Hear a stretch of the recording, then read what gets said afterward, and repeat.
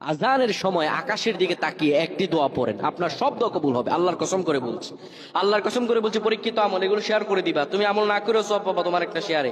এটি যদি শুনে অন্য কেউ আমল করে তুমি আর সওয়াব পেয়ে যাবা। আজানের সময় যখন আজান হয় তখন আমরা কথাবার্তা বলি, এগুলো অনুচিত। আপনি আজানের সময় আকাশের দিকে তাকিয়ে একটি দোয়া পড়বেন। এই দোয়াটি আমরা অনেকেই পারি।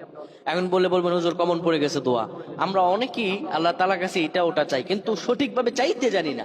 সঠিকভাবে কোনো ব্যক্তি যদি চায় আমার আল্লাহ তাকে দয়া করবেন। আল্লাহ বলেন, বান্দা উদউনি আস্তাজিব লাকুম, আমার কাছে চাও আমি আল্লাহ সব দিয়ে দিব। সুবহানাল্লাহ।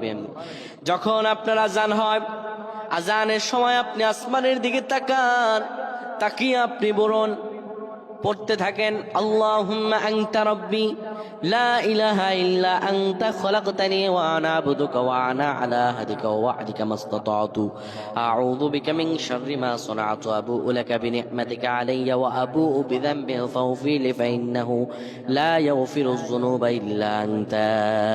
এই সাইয়্যিদুল ইস্তিগফার আপনি পড়েন, ইনশাআল্লাহ আল্লাহ সব দোয়া কবুল করে আপনাকে কবুল আর মঞ্জুর করে নেবেন। পড়েন আল্লাহু আকবার। আজানের সময় আকাশের দিকে তাকিয়ে একটি দোয়া পড়েন, আপনার সব দোয়া কবুল হবে। আল্লাহর কসম করে বলছি, আল্লাহর কসম করে বলছি, পরীক্ষিত আমল এগুলো শেয়ার করে দিবা। তুমি আমল না করেও সওয়াব পাবা তোমার একটা শেয়ারে। এটি যদি শুনে অন্য কেউ আমল করে তুমি আর সওয়াব পেয়ে যাবে।